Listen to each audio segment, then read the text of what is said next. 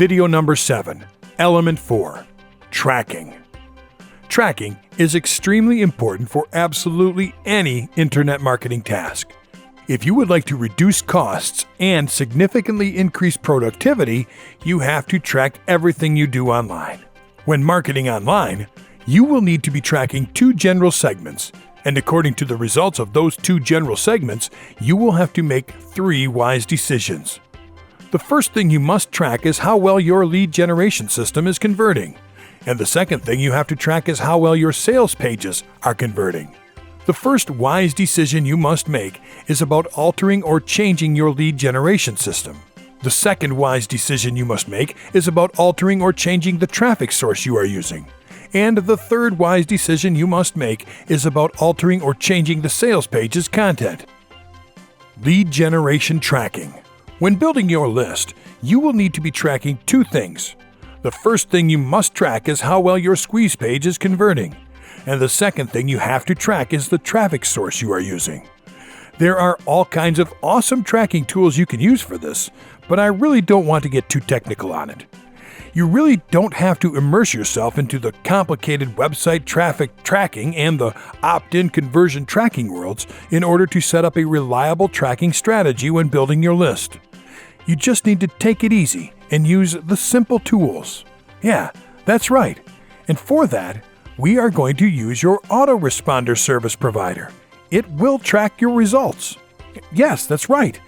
I won't send you to some other website to spend money for this. Once you have created the opt-in box for your squeeze page, you will see it listed there in the sign-up form area. And what you see right there is a lot of useful information. You will see the name of the opt-in form, the views or displays, filled-ins or submissions, and the conversion rate.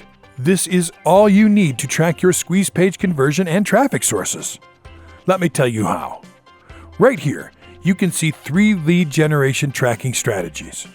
As you can see, I have created several opt-in boxes, and all of them are created to collect leads for the exact same list. I used the name of the opt-in form to identify the traffic source. The views refers to how many times the opt-in box has been shown since you installed it on your squeeze page. This will then mean how many people have visited your squeeze page. The same clicks you see on the traffic service you have decided to use should be the same displays shown here. The filled-ins are the leads generated from the views, and the conversion rate will tell you how well that traffic source and that squeeze page work together. The higher the conversion rate, the better. The conversion rate will be the guide you will use to make the first 2 wise decisions, altering or changing your squeeze page and altering or changing the traffic source. I used several traffic sources for this. For each campaign, I created several squeeze pages to see which one converted the best. So, I cloned the exact same opt-in box and installed it on different squeeze pages and tracked each and every one of them. This way, you can compare which squeeze page converted the best and keep using that one for further testing.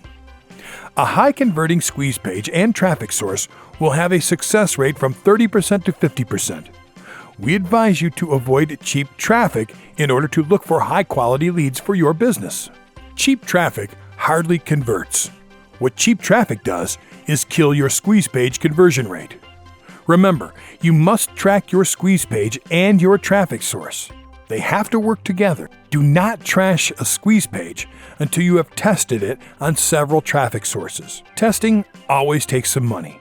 Once you have reached the sweet spot, you'll be able to collect as many high-quality leads as you want with an extremely low investment by just increasing your budget on something that you know works awesome already. All that money you have invested will come back again real quick, and then you will be able to make a lot of free money in the future from the same leads you have collected before, plus the new ones. List building is just amazing. Some very important advice for you is that once you have installed your opt-in box on your squeeze page, you must test it first. Just visit your squeeze page, put in your name and email, check your email, look for the confirmation email and click on the confirmation link. And also look on your autoresponder service if you are in the list as well. Also, check in the sign-up form area to make sure that the display and submission appears there. Then, after you make sure everything is perfectly connected, avoid revisiting your squeeze page. Do not visit your own squeeze page URLs, because this will also be shown in the sign-up form area statistics.